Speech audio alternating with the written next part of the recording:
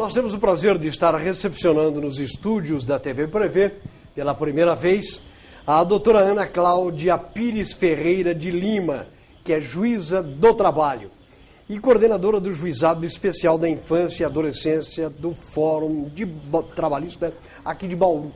E quando eu fui apresentado à doutora Ana Cláudia, que eu não tinha o privilégio de tê-la conhecido, ela me falava das suas atividades, do seu trabalho, e eu perguntei, é de Bauru? Sim, eu sou de Bauru, meu pai jogou no Noroeste, é o professor.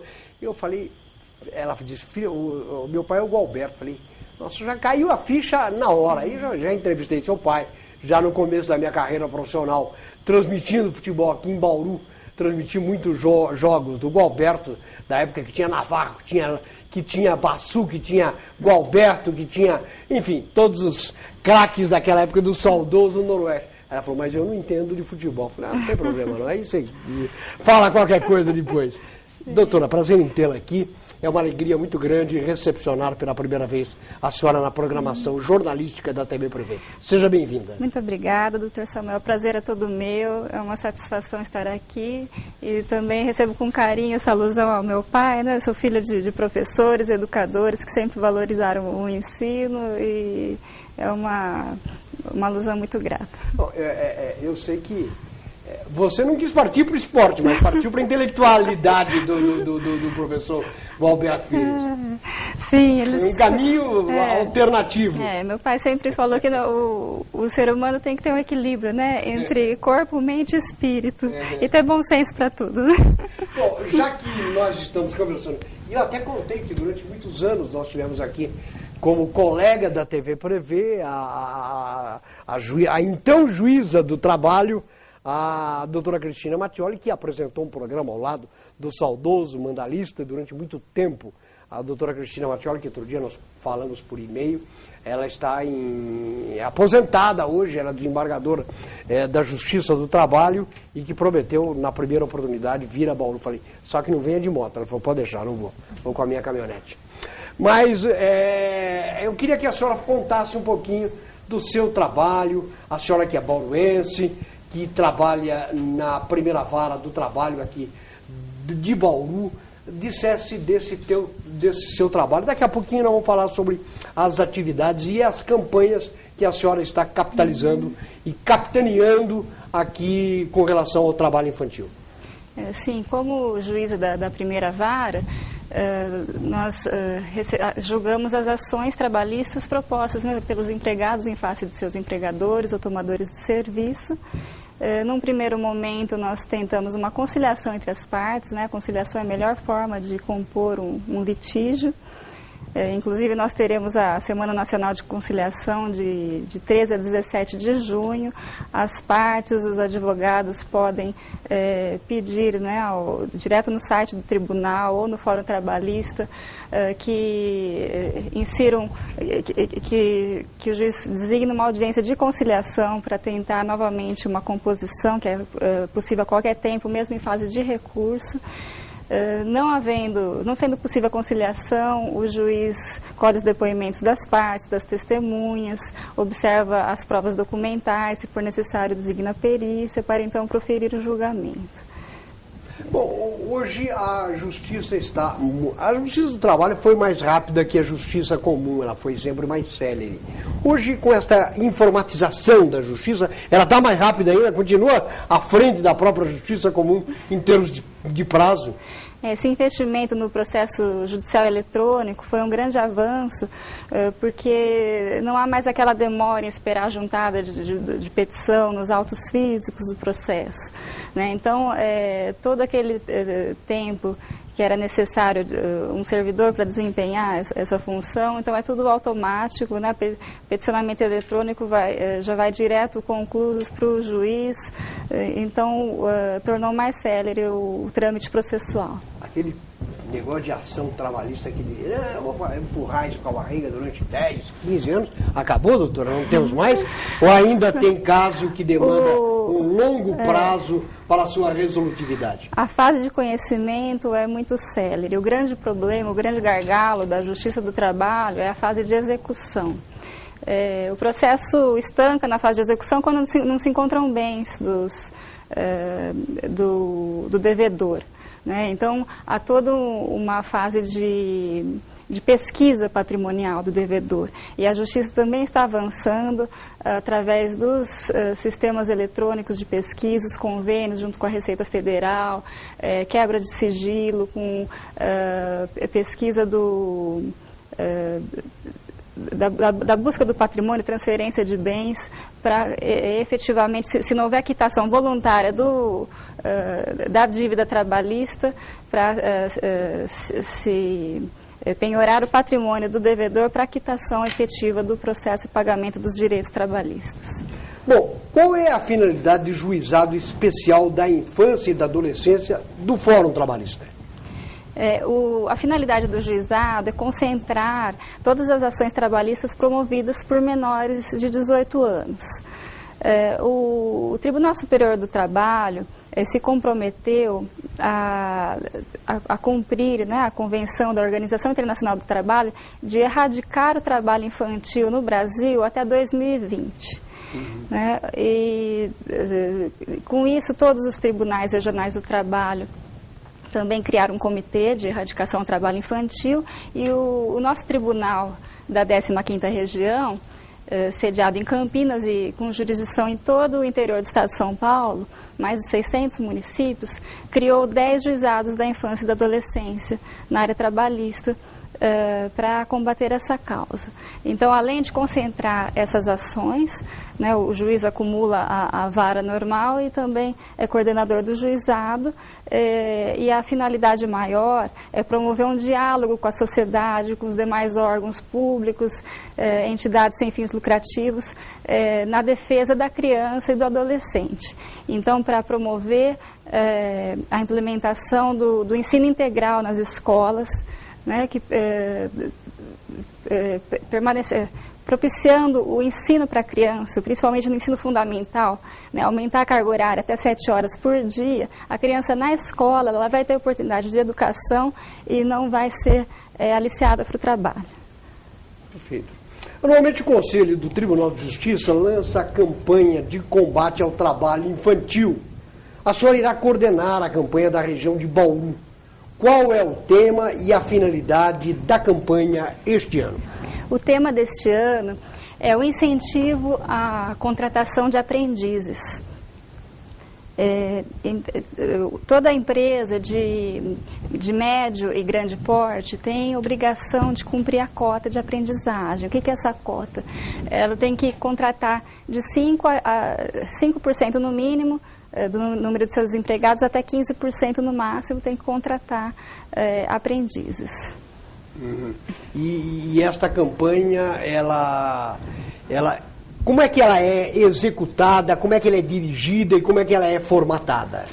Então, para o preenchimento da cota, o Tribunal Regional do Trabalho, da 15ª Região, está promovendo uma ação conjunta com o Ministério do Trabalho e o Ministério Público do Trabalho. Nós estamos realizando audiências públicas em vários municípios aqui do estado de São Paulo. Ontem foi realizado em Presidente Prudente, no dia 5 de maio será realizado na sede do tribunal em Campinas, e também estamos agendando uma para Bauru, onde as empresas que não estão cumprindo a cota serão notificadas para comparecer a essa audiência pública, onde será esclarecida a forma de contratação de aprendizes, a importância de dar oportunidade a esses jovens numa formação profissional metódica, aliada à prática, né, praticamente o primeiro emprego, e terão um prazo, então, para apresentar a documentação necessária, demonstrando o cumprimento da cota, né, e no caso de descumprimento serão adotadas as medidas cabíveis. Eu tenho percebido, doutor, que em muitas cidades aqui desta região, nós temos algumas entidades que trabalham para que as crianças tenham uma formação profissional, o adolescente tenha uma formação profissional. E principalmente, por exemplo, nós temos aqui uma entidade ligada ao Rotary, que é a Legião Feminina. Temos em Agudos, temos em Lençóis, temos em outras cidades da região, uma formação para estas crianças, para que eles possam ser inseridos no mercado de trabalho, já com um aspecto profissional garantido. Qual é a importância dessas entidades e desta formação e deste encaminhamento que as crianças e adolescentes têm através dessa formação? A importância é fundamental. A lei de aprendizagem foca, direciona a contratação de aprendizes prioritariamente aos menores de 14 a 18 anos. A aprendizagem é permitida de 14 até 24 anos, mas o foco principal são os menores em situações de vulnerabilidade.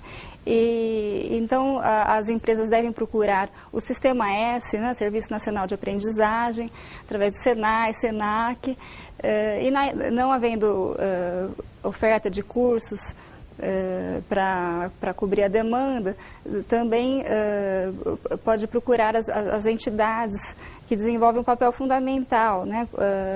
Em Bauru nós temos o Centro de Integração Empresa-Escola, CIE, que desenvolve também seu curso em parceria com a Fundação Roberto Marinho, o CIPES, Consórcio Intermunicipal de Promoção Social, RASC, Rede de Assistência Socioeducacional Cristã, Legião Feminina, Legião Mirim. E qual o papel dessas entidades? O papel fundamental é que, além de proporcionar um aprendizado teórico e aliado à prática nas empresas, eles têm todo o acompanhamento de assistente social, de psicólogos, que detectando um problema social, um problema de relacionamento ou de problemas social mesmo, esse jovem vai ser atendido por um profissional, inclusive vai visitar a família, então abrange toda essa problemática social, não só o jovem, como também a sua família.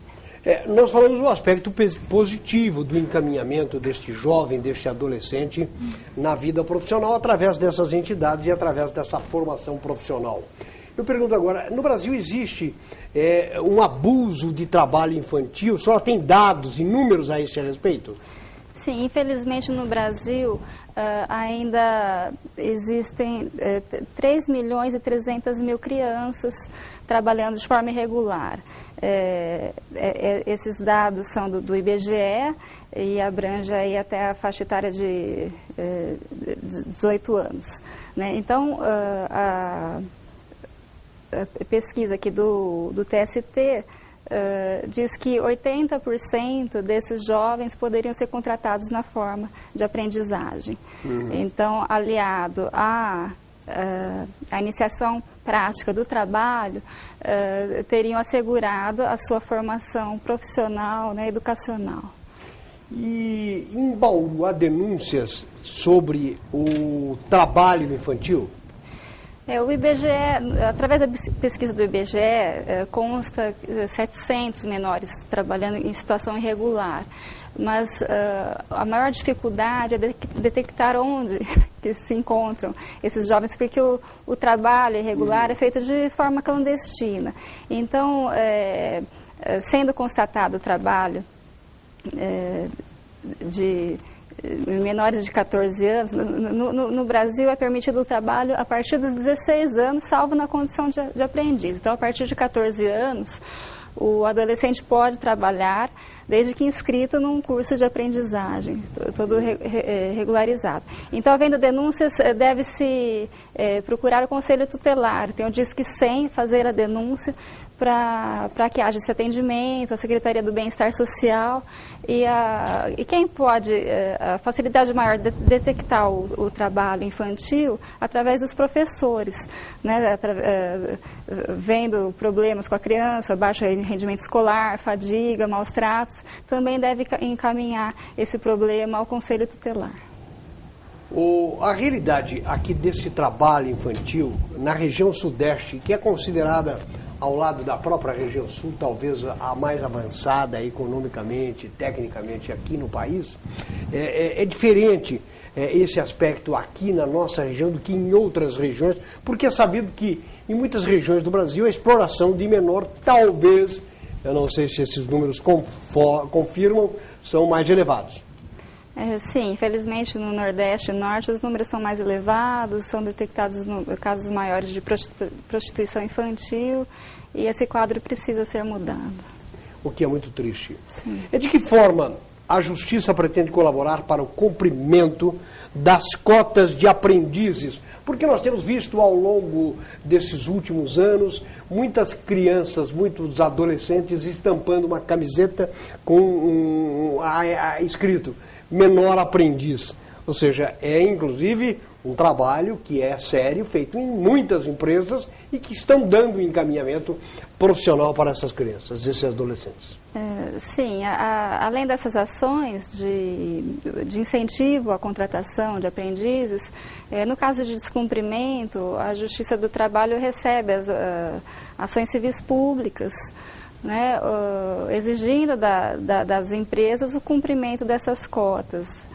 Inclusive, além da multa, né, por falta de contratação de aprendizes, está sujeito a uma indenização de dano moral coletivo por obstar o direito à profissionalização dos jovens. E a partir de que idade essas crianças podem ser inseridas nesses programas de aprendizado e até começar a trabalhar?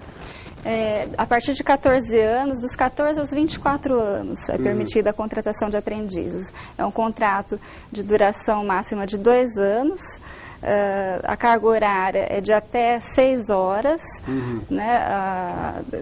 A criança tem que estar matriculada no ensino fundamental. Se for no ensino médio, a carga horária pode ser estendida a 8 horas.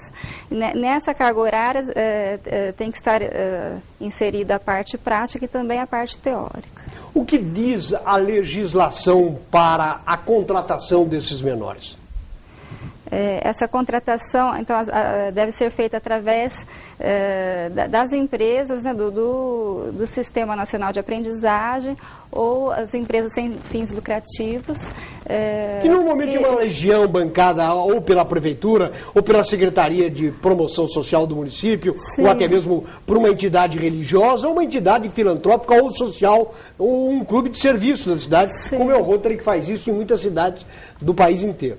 Sim, maçonaria. Através dessas entidades educacionais. E aí isso está dentro da legalidade dentro da legalidade, isso. O aprendiz tem direito à carteira de trabalho assinado, tem direito ao salário mínimo hora, com direito a férias, 13º. Esse contrato é feito com o menor ou através da intermediação do pai ou responsável ou da própria entidade? Como é que é? Pode ser feito diretamente pelo empregador, a anotação da carteira, ou através ou pelas outras entidades educacionais, né, com assistência dos pais. E essas empresas, quando querem fazer esse tipo, até porque hoje, diante do quadro de dificuldades, é até mais conveniente para uma empresa utilizar o trabalho desses menores aprendizes, que custam menos do que um profissional já formado e até que pode desenvolver, talvez, com a mesma eficiência esse tipo de trabalho. O benefício para a empresa é que ela está formando a sua mão de obra, né, de acordo com seus valores, sua missão. Então, no futuro, vai dispensar um treinamento, né, para um novo trabalhador. Então, a contratação de aprendizes é um investimento para a empresa. Tem alíquota reduzida de 2% do FGTS e ela está cumprindo a sua função social. E estas entidades são fiscalizadas também, doutor? Há uma fiscalização de algum órgão para saber se essas entidades estão cumprindo os seus objetivos? Sim, essas entidades sem fins lucrativos que promovem os cursos de aprendizagem têm que ter seu programa cadastrado no Conselho Municipal da Criança e do Adolescente, são fiscalizados pelo Ministério do Trabalho e pelo Ministério Público do Trabalho. E aí, consideradas aptas e legais, elas podem continuar as suas atividades? Sim. E sem ter esse problema que nós tivemos recentemente aqui em Bauru, por um problema organizacional, os menores aí ficaram e as entidades sem recursos que são repassados pelas esferas de governo estadual, de governo federal, para que os menores tenham o seu rendimento, não é? Sim. Porque não é de graça esse trabalho. O salário de um menor aprendiz, ele pode variar de quanto a quanto, a senhora sabe? Então, é observado o salário mínimo nacional ou estadual, se o piso for maior. Né? Se a convenção coletiva da categoria prevê um salário maior, deve ser assegurado também. Então, é salário mínimo hora. Agora, para a empresa, qual que é o custo? Se ela for contribuinte do Sistema S, que 1% da arrecadação 1% da folha de pagamento, ela paga a contribuição social para o Sistema S, então indústria, comércio. O Serviço Nacional de Aprendizagem é sem custo para ela. Vai contratar o aprendiz pagando o salário mínimo. E aí não tem fundo de garantia, férias, dessa não, como eu falei, tem todos esses direitos. Isso daí é normal, como se fosse um trabalhador adulto. Sim, só tem a alíquota reduzida, não vai ser devido ao aviso prévio, porque é um contrato por tempo determinado. Né? E ela está investindo na capacitação da mão de obra. Qual é o tempo mínimo de contrato desta empresa para ter este menor? Quanto tempo o menor ele pode estar à disposição deste aprendizado e desse trabalho profissional? Então, geralmente, em muitos casos, o menor faz a parte prática na empresa 4 dias por semana e concentra 1 dia por semana na parte teórica. Outros cursos de aprendizagem focam mais a parte teórica. Então, varia de acordo com o tipo de atividade feita. Né? E eu quero ressaltar também que o trabalho insalubre, periculoso, o trabalho noturno é proibido a todos os menores de 18 anos. Isso ele não pode fazer parte dessa atividade. Não pode. Esses tipos de atividades, o aprendiz tem que ser maior de 18, né, que é permitida a aprendizagem até os 24 anos, ou ser feita em ambiente simulado. Bom, e normalmente a gente vê em algumas situações as denúncias desses menores trabalhando em carvoarias, por exemplo, que não é o local ideal. Lixões. E na zona rural, doutora, como é qual é o tipo de... Essa atividade é permitida? A zona rural também, o trabalho em regime de economia familiar é constatado, né? Então, como é de forma clandestina, muitas vezes a Justiça do Trabalho só vem a tomar conhecimento desse trabalho infantil quando tem um acidente de trabalho, né? O que é muito triste. Então, isso realmente precisa ser combatido. Mas existe a possibilidade do trabalhador, do aprendizado para o menor aprendiz? Sim, nós temos o Serviço Nacional de Aprendizagem Rural, o SENAR, que em algumas cidades promove, então, a prática, né, de ensino na área agrícola, né, de como lidar, né, com hortas, tratamento, né, do campo, tem toda essa questão prática também na área rural. Bom, se você é empresário, se você quer contribuir, claro que nós passamos por um momento delicado da economia brasileira, quer contribuir com a própria sociedade, investindo nesses menores, adotando esses menores na sua empresa, basta procurar ou a entidade da sua cidade, a entidade que reúne esses menores e que estão dando um encaminhamento profissional à vida desses menores e levá-lo para a sua empresa. Claro que você estará causando benefício para a sua empresa pela redução dos custos operacionais e, além do que, você estará encaminhando um menor na vida profissional e no desenvolvimento e na integração que também pode acontecer em função desta contratação. É sempre muito bom apoiar iniciativas desta natureza.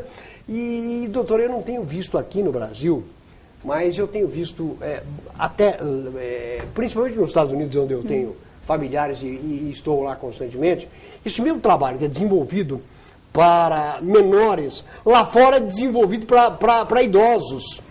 Que também tem este tipo de... Aqui nós não temos isso, com certeza, né? O nosso país caminhando, né, para o envelhecimento da população, né? Com certeza nós teremos no futuro. Pois é, eu tenho visto lá nos mercados, em muitos mercados que eu tenho ido nos Estados Unidos, aqueles velhinhos que trabalham lá no empacotamento, que tem as camisas lá, idosos, e que trabalham dessa mesma forma que o menor. E eles são remunerados por este trabalho e, além do que, existe uma contribuição que cada pessoa dá, como gorjeta, para incentivar esses velhinhos. E eles ficam todos felizes, são todos muito amáveis e que gostam de fazer e gostam de ser úteis, além, é claro, da ajuda de custo que eles têm. Vamos chegar lá um dia, né, doutora? Se Deus quiser, chegaremos. Bom, eu fiquei muito feliz em ter aqui na nossa programação a doutora Ana Cláudia Pires Ferreira de Lima, que é juíza do trabalho, que é titular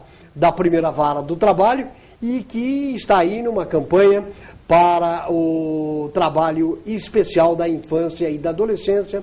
E essa campanha, com certeza, tem prazo essa campanha, doutora? É para o ano todo. Para o ano todo, né? Isso, para o ano todo. Ela só muda o tema, mas o tema É uma campanha permanente. Né, de incentivo à educação, à profissionalização dos jovens.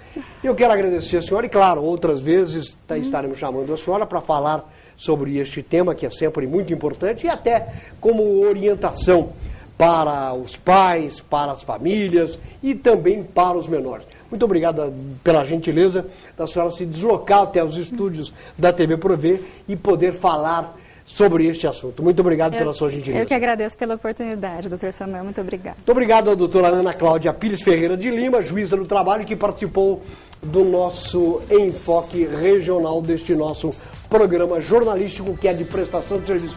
Antes, doutora, eu queria colocar para a senhora aqui uma perguntinha, que é da Ana Martins, do Parque Viaduto. Ela diz: meu sobrinho faz CIPES e não foi encaminhado ao mercado de trabalho. Agora, por causa da idade, 15 anos, teve que sair da entidade. Está em casa, na rua, e isso é muito perigoso. O que a gente pode fazer agora? Ele pode ser encaminhado ao aprendiz? Ele deve procurar o Centro de Referência e Assistência Social do bairro para pedir o encaminhamento. Atualmente, nós temos nas entidades aí mais de 9 mil jovens cadastrados aqui para Bauru e região, aguardando uma vaga. Então, por isso, essa campanha de ampliar o número de contratações. Mas deve fazer seu cadastro no CRAS do seu bairro e também nas entidades de aprendizagem, em todas elas. Bom, eu vou ler sua pergunta, o Newton aqui, a doutora Cláudia. Ele disse o seguinte: apesar da doutora Cláudia pertencer à magistratura trabalhista, gostaria de saber sobre a criação de vagas para o Ministério Público do Trabalho. Se é verdade que é um projeto para que haja um procurador por vara, e quanto à criação de mais regiões trabalhistas. O que a doutora Ana Cláudia acha sobre a contagem de prazos do novo Código de Processo Civil? Atrapalha a justiça do trabalho? Como está a luta contra o trabalho infantil no Brasil? Ela já falou. E quanto isso prejudica nossas crianças e a economia do país? Como é visto no exterior? Ele quer cumprimentar a senhora, que é o Newton de Oliveira. Muito obrigada pela pergunta. Em relação à contagem dos prazos, na Justiça do Trabalho, os prazos continuam se contando de forma corrida e não em dias úteis. Então, não houve mudanças nesse sentido. Quanto à contratação do Ministério Público do Trabalho, eu não tenho dados, né, a respeito. E ele comenta ainda que 14 anos não é muito cedo. Ele diz que o brasileiro hoje tem uma expectativa de vida de 75 anos. Não seria melhor começar com 16 anos? Aí tem que falar com os legisladores, né? Mas o foco é a formação teórica aliada à prática, né? Bom, o trabalho da Fundação Casa de Bauru é considerado perigo por vários laudos de peritos e também por decisões de tribunais. Qual a sua posição sobre o trabalho periculoso na Fundação Casa de Bauru? Nós temos o enquadramento, né? As pessoas que trabalham diretamente em situação de risco tem enquadramento de periculosidade. Agora, quem atua só na parte administrativa já não se enquadra nessa função periculosa. Só para encerrar mesmo agora, doutora, esses menores que estão trabalhando também tem essa contagem de tempo para fins de aposentadoria no futuro? Sim, porque é recolhida a Previdência Social também. As pessoas que têm optantes do Simples, né, não tem esse acréscimo de recolhimento, mas é contada para fins de tempo de serviço. Tá certo. Muito Muito obrigado mais uma vez à doutora Ana Cláudia. Nós estamos encerrando o nosso enfoque jornalístico, dizendo que nós estaremos de volta na próxima segunda-feira, nos horários alternativos da nossa programação. Muito obrigado a todos que nos acompanharam, um bom final de semana e até segunda.